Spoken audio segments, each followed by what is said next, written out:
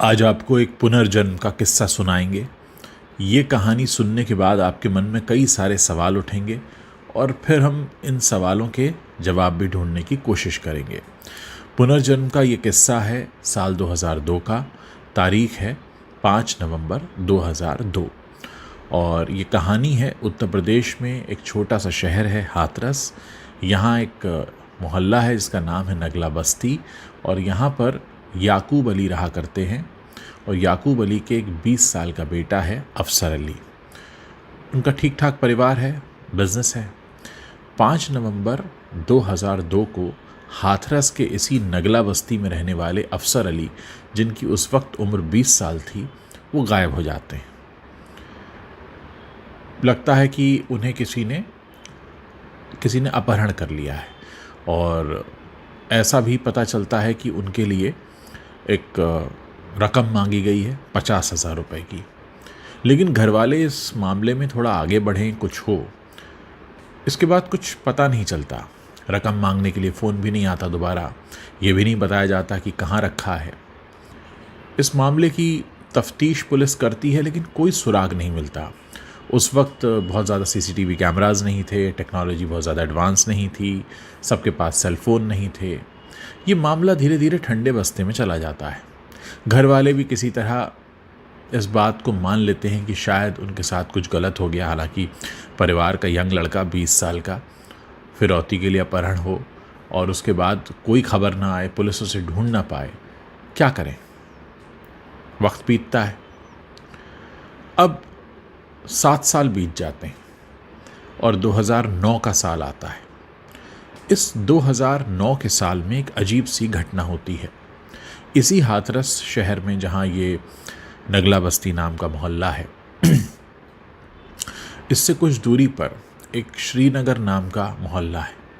वहाँ पर मुकुट सिंह रहते हैं और मुकुट सिंह के घर में एक 7 साल का बच्चा है। ये जो 7 साल का बच्चा है इसका नाम है सनी और इसका जन्म कब हुआ है? इसका जन्म हुआ है 8 नवंबर 2002 को, यानी जिस दिन आखिरी बार अफसर अली को देखा गया 5 नवंबर 2002, उसके ठीक 3 दिन बाद ये सनी नाम का लड़का मुकुट सिंह के घर पैदा हुआ है, जो अब 7 साल का हो चुका है। मुकुट सिंह भी इस बात से अनजान है और किसी को कुछ पता नहीं है। लेकिन 7 साल का ये बच्चा एक दिन अचानक अपने स्कूल में एक काम करने वाले व्यक्ति से कहता है कि मेरा नाम घर वालों ने सनी रखा है लेकिन मेरा नाम सनी है नहीं, मेरा नाम असल में अफसर अली है और मैं ये श्रीनगर का रहने वाला नहीं हूँ, इस मोहल्ले का। मैं तो नगला बस्ती का रहने वाला हूँ और मेरे जो अब्बा हैं उनका नाम ये है, माँ का नाम ये है। और वो इतने कॉन्फिडेंस के साथ बोलता है कि स्कूल में काम करने वाला वो व्यक्ति घबरा जाता है कि क्या बोल रहा है अचानक से। उसे बात बेचैन करती है और वो उसी शाम मुकुट सिंह के पास पहुंचता है और उन्हें बताता है कि आज आपका बच्चा स्कूल में ये सारी बातें कह रहा था। फिर उसे बुलाया जाता है सनी को, उससे पूछा जाता है क्या कहा तुमने स्कूल में? तो कहता है जो मैंने कहा वो सही कहा, मैं बहुत दिनों से कहना चाहता था लेकिन असल में आप मेरे माता पिता नहीं हैं, ये मेरा घर नहीं है, ये सनी मेरा नाम नहीं है। अब इस बात को देखकर काफ़ी चिंतित हो जाते हैं मुकुट सिंह और उनको भी कुछ खास अंदाज़ा नहीं था इस घटना का, हालांकि उनके शहर की घटना थी। फिर वो कहता है कि आप मुझे एक बार लेकर चलो वहाँ नगला बस्ती में। अब ये बच्चा कभी नगला बस्ती गया नहीं था, वो उसे लेकर चलते हैं तो अपने आप अपने घर का पता बताता है, अपने घर में घुस जाता है और कहता है कि ये मेरे पिता हैं, ये मेरी माँ हैं। वो लोग हैरान रह जाते हैं बच्चा क्या कह रहा है। उसके बाद वो बच्चा एक एक करके बोलना शुरू करता है और ऐसी कई बातें बोलता है जो अफसर अली के अलावा किसी को पता नहीं थी और अफसर अली को लापता हुए या मृत हुए 7 साल बीत चुके थे। अब बातों ही बातों में मुकुट सिंह पूछते हैं कि अफसर अली कब आखिरी बार देखे गए थे? तो उनके घर वाले कहते हैं 5 नवंबर 2002। अब ये सुनकर मुकुट सिंह चौंक पड़ते हैं क्योंकि वो कहते हैं कि इसके ठीक 3 दिन बाद तो उसका जन्म हुआ है, 8 नवंबर 2002 को। अब ये घटना बड़ी हैरत अंगेज़ हो जाती है और हर कोई इसके बारे में बात करने लगता है। अब इस घटना के बारे में वो और बताता है, कहता है देखिए मैं ये भी बता सकता हूँ कि मुझे मारा कैसे गया था। पूछते हैं कैसे, तो कहता है कि मेरे गर्दन पर गोली मारी गई थी कान के पास, और एक यहाँ पे कट भी है मेरे। अच्छा, जिस तरीके से वो बता रहा है उस तरीके से उसके शरीर पर निशान भी दिख रहे हैं, जबकि वो निशान या तो कोई ऑपरेशन हुआ होता, उसका कोई ऑपरेशन नहीं हुआ था, कुछ भी नहीं था। उसने जो 2 जगह बताई वहाँ पर उसके बर्थ मार्क भी दिखा। फिर उससे पूछा कि बताओ वो लोग कौन थे, तो कहता है वह नहीं जानता वो लोग कौन थे, पर मैं इतना बता सकता हूँ कि मरने के बाद मेरी लाश को कहाँ फेंका गया था। और बताता है शहर के बाहर एक नदी में फेंका गया था। अब ये सारी कहानी लेकर घर वाले पहुँचते हैं पुलिस स्टेशन में। पुलिस स्टेशन में जब वो सारी घटना बताता है तो पुलिस वाले भी हैरान। अब उस बच्चे की निशानदेही पर बहुत कोशिश की जाती है जहाँ पर उसने बताया था कि लाश यहाँ बहाई थी, लेकिन कोई सुराग नहीं मिलता है।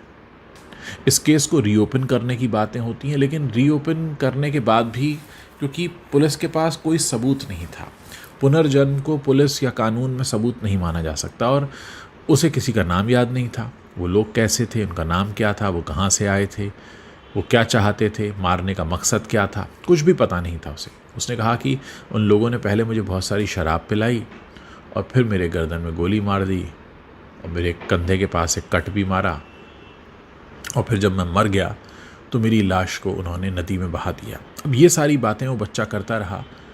हमारे कानून में ऐसा कोई प्रावधान है नहीं जिसमें हम ये कह सकें कि पुनर्जन्म के आधार पर हम किसी को सजा दें, और सजा दें तो किसे दें, क्योंकि उसे किसी का नाम नहीं पता। वो सिर्फ निशानदेही कर रहा है कि यहाँ फेंका गया था मेरी लाश को 7 साल पहले।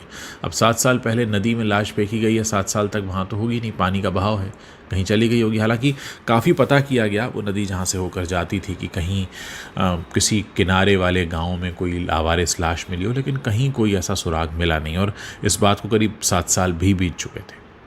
तो ये पूरा मामला काफ़ी समय तक हाथरस में और उत्तर प्रदेश में चर्चा में रहा। बहुत सारे अखबार वालों ने उस बच्चे के इंटरव्यू किए। शुरू में कुछ लोगों ने ये भी कहा कि हो सकता है इसे सिखा दिया हो, लेकिन वो जिस कॉन्फिडेंस के साथ पूरी बातें करता था बच्चा, एक एक चीज़ बताता था, तो उससे साफ लग रहा था कि हाँ उसने वो सब चीज़ें देखी हैं। अपने रिश्तेदारों को पहचानता था, पिछले जन्म की बातें करता था। अब तो खैर 2002 को भी एक अच्छा खासा टाइम हो गया, तो बच्चा भी काफ़ी बड़ा हो चुका है, लेकिन इतना है कि ये घटना आज भी कौतूहल का विषय बनी हुई है। दूसरी बात यह है कि इस घटना के होने से इस पूरे मामले की जांच पर कोई असर नहीं पड़ पाया, क्योंकि वो बच्चा कुछ बता नहीं पाया। अभी पिछले दिनों मैंने एक और पुनर्जन्म की कहानी आपको सुनाई थी, जिसमें 3 महीने बाद बच्चे का जन्म होता है। यानी एक शख्स की मौत होती है, उसके 3 महीने बाद बच्चे का जन्म होता है, और वो बच्चा जो है वो उसका रीइंकारनेशन वाला रूप है, यानी पुनर्जन्म का रूप है। यहाँ मौत के 3 दिन बाद बच्चा पैदा हो रहा है। तो यानी क्या हम ये समझ सकते हैं इन कहानियों के आधार पर कि जब तक कोई भी बच्चा माँ के गर्भ में है तब तक उसमें आत्मा का प्रवेश नहीं होता, और आत्मा का प्रवेश जन्म से कुछ समय पहले ही होता है। जैसे इस केस में तो 3 दिन बाद ही हुआ। 5 नवंबर को वो गायब होता है और 8 नवंबर को ये पैदा होता है। इससे पिछली कहानी में हमने सुना था जहाँ अगस्त की घटना थी और दिसंबर में ये हो जाता है, माफ़ कीजिएगा अक्टूबर की घटना थी और दिसंबर में हो जाता। तो क्या ऐसा कुछ है कि किसी भी बच्चे के जन्म से पहले कुछ समय पहले ही आत्मा का प्रवेश होता है और आसपास ही होता है? क्योंकि पिछली घटना भी मैंने आपको आगरा की सुनाई थी। आगरा के पास ही एक गांव में हुआ था। यहाँ तो शहर भी सेम है, मोहल्ला अलग है, धर्म बदल जाता है। पिछले जन्म में मुस्लिम है, इसमें हिंदू है। कहीं ना कहीं ये कहानी उन लोगों के लिए भी सबक की तरह है जो धार्मिक आधार पर द्वेष फैलाते हैं, धार्मिक आधार पर कहते हैं कि आप अलग अलग धर्म के, जबकि ईश्वर और अल्लाह या जो भी हमारी सुपर पावर है उसकी नज़र में ऐसा कोई भी नहीं है। वरना अफसर अली मुकुट सिंह के घर सनी बनकर क्यों जन्म लेता? बहरहाल ये कहानी अपने आप में इसलिए भी इम्पॉर्टेंट है कि पुनर्जन्म होने पर भी वो अपने हत्यारों का नाम तक नहीं बता पाता है। वो सिर्फ बता पाता है कि उसकी हत्या की गई, कैसे की गई, कहाँ फेंका गया, लेकिन उसे न नाम पता है, न शक्लें याद हैं, न वो कुछ और बता पाता है। क्या लगता है आपको ऐसी कहानी सुनने के बाद? क्या सोचते हैं आप ऐसी कहानियों के बारे में? मेरे इस वीडियो के नीचे कमेंट करके आप बता सकते हैं, और अगर आपको कहानी अच्छी लग रही है तो इसे अपने दोस्तों के साथ शेयर करना मत भूलिएगा।